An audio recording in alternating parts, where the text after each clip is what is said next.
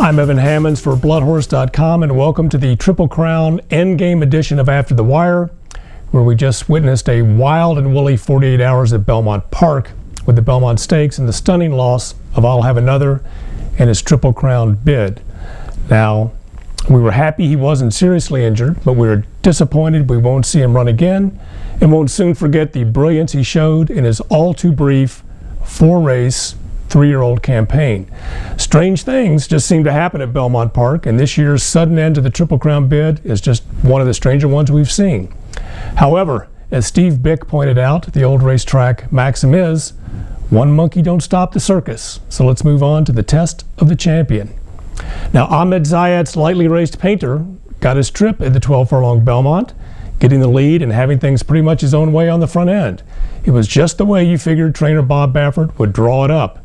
Jockey Mike Smith couldn't have asked for better internal splits after being used a little bit in a slightly quick opening quarter in 23-3, but following that, the successive quarters were 25-2, followed by another 25-2, and then a 24 flat.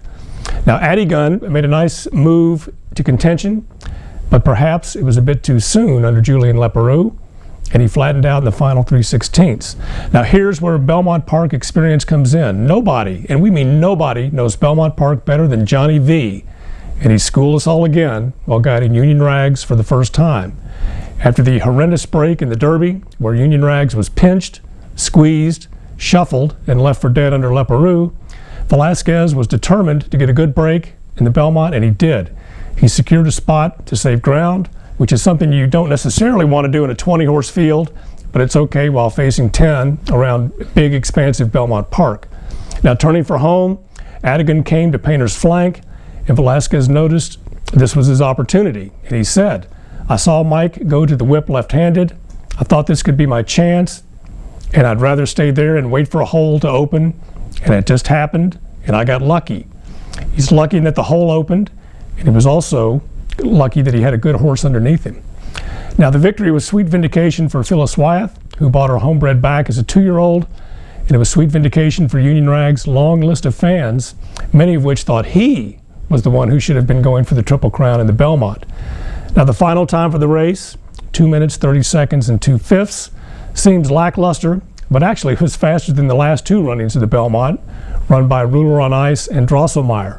But prior to that, only 2 of the 15 previous Belmonts took longer than 2 minutes 30 seconds. Now, in perspective, the Brooklyn Handicap, run the day before the Belmont at the same trip, was won by Redeemed in impressive fashion, 2:28-4, and using the old 1/5 of a second as a length rule of thumb, Redeemed would have finished 8 lengths in front of the top 2 in the Belmont. Now, let's not take anything away from Painter, who ran a phenomenal race while making just his 5th career start.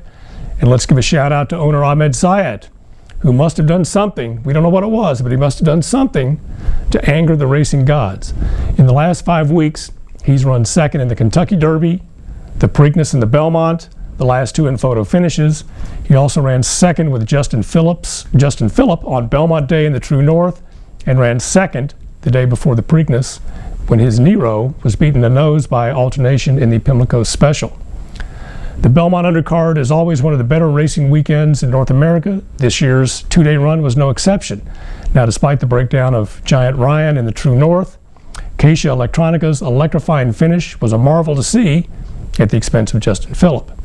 Trainer Dale Romans and jockey Ramon Dominguez had the right idea, sending Tappett's Fly to the front of the Longines Just a Game Stakes, and the mile distance was right up her alley. Winter Memories and Hungry Island, I think, each want to go a little bit longer, and it showed in the 1-mile race. We also loved Desert Blanc's dogged determination to win the Woodford Reserve Manhattan Handicap in just his 2nd start in the U.S., showing resolve under Dominguez and closing out a final quarter in 22-4. Now, come back next week when we'll take a look at the Stephen Foster under the lights at Churchill Downs. I'd like to thank everybody for watching After the Wire. For Bloodhorse.com, I'm Evan Hammonds.